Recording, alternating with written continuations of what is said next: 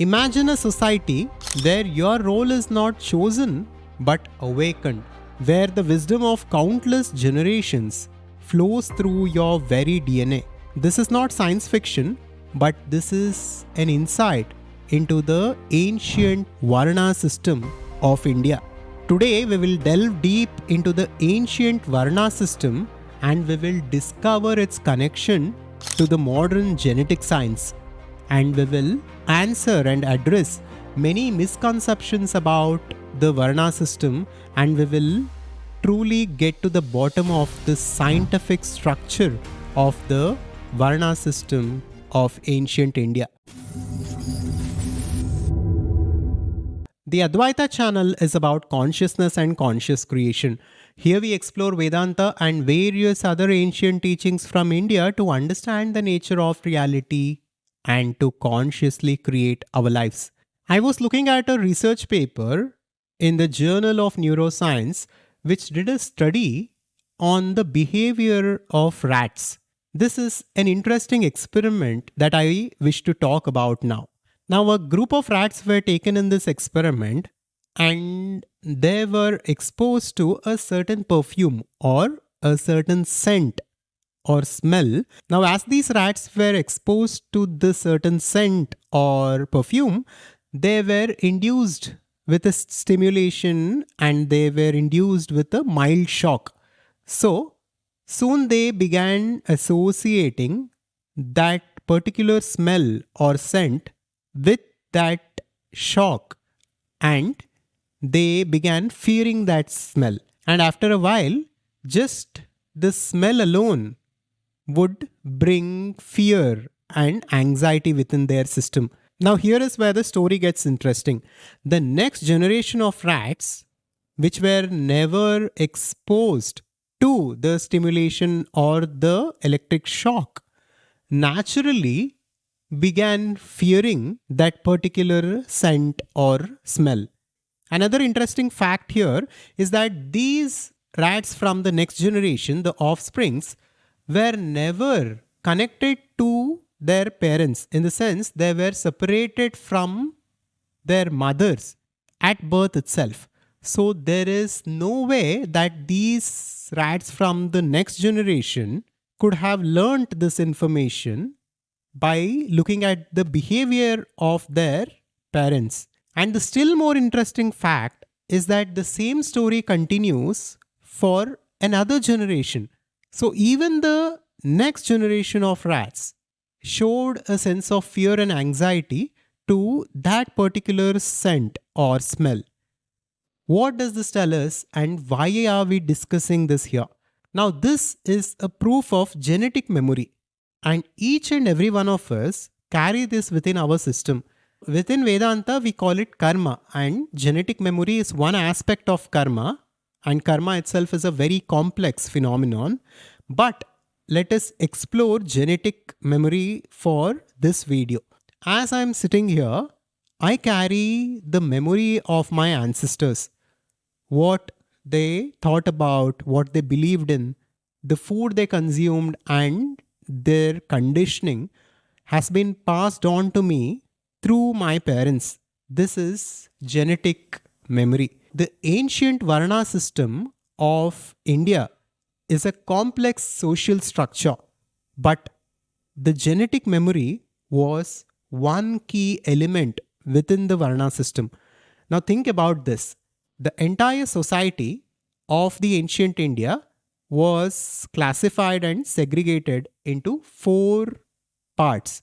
At first, there were Brahmins who were scholars and teachers.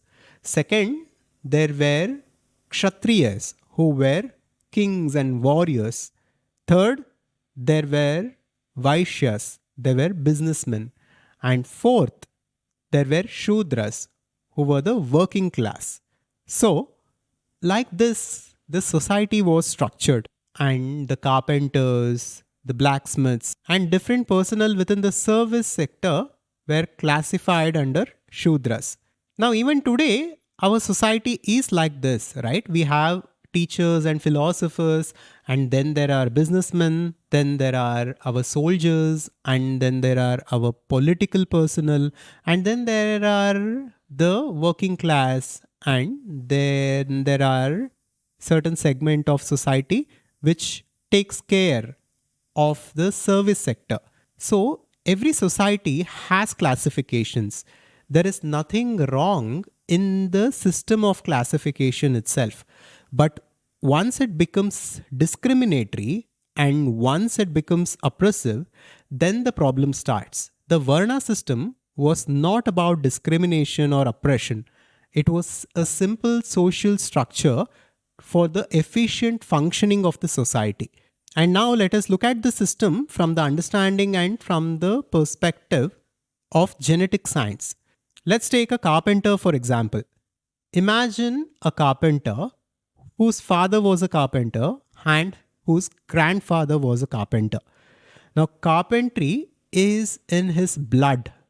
Quite literally, he is genetically engineered to be a skillful craftsman and a carpenter.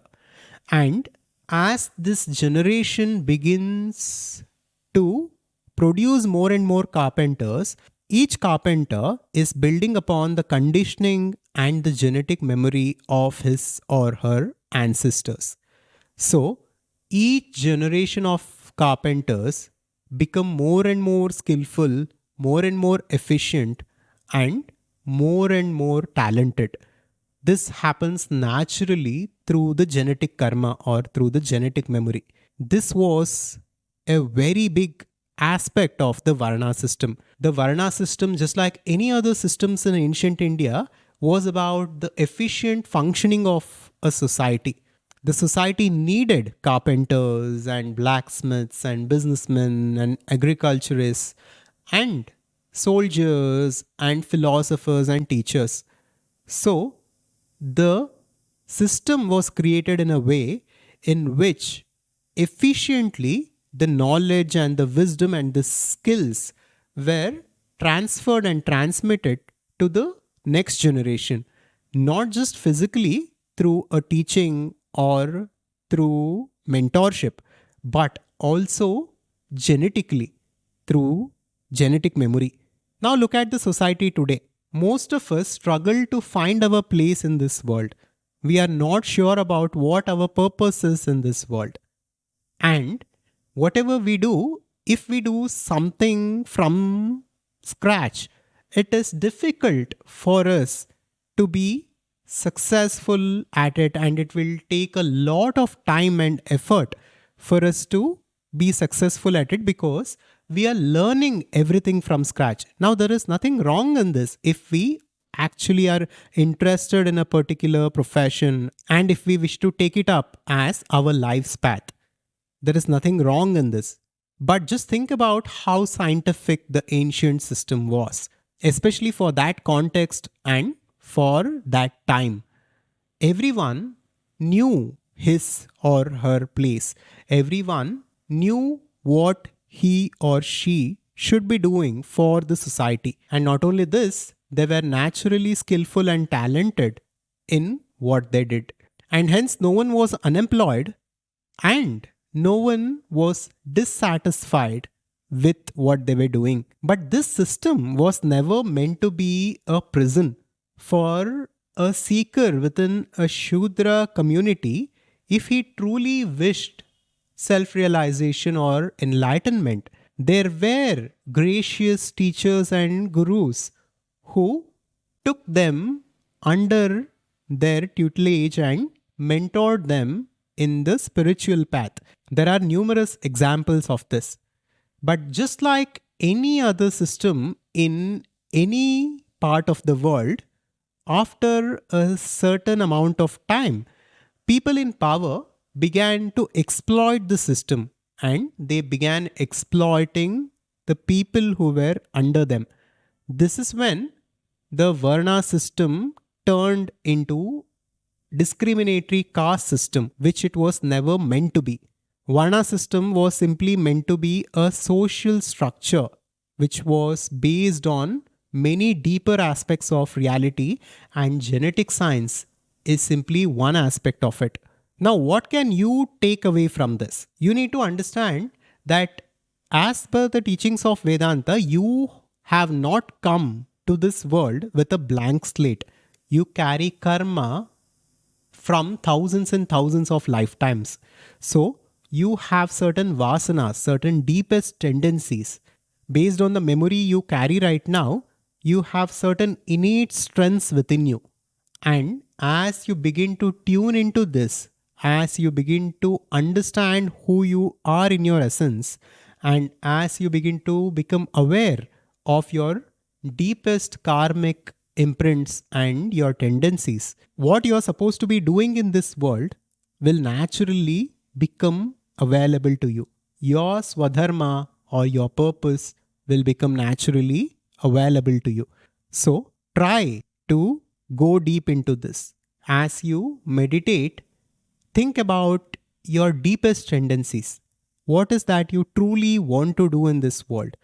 What are the things in which you're passionate about and you're proficient in? And this inquiry may point you towards your Swadharma. Now, if you want to understand what you are in your essence, we did an interesting video about the Ekashloki of Adiguru Shankaracharya, where Shankaracharya explains the nature of self and the nature of reality in a single verse called Ekashloki. So, if you are interested in this, you can check out this video next. If you are interested in these kinds of content, and if you are interested in spirituality, Vedanta, conscious living and conscious creation, then you can explore the Advaita Conscious Society. This is a unique community cum learning platform that we have created for spiritual seekers to explore Vedanta and to master conscious creation.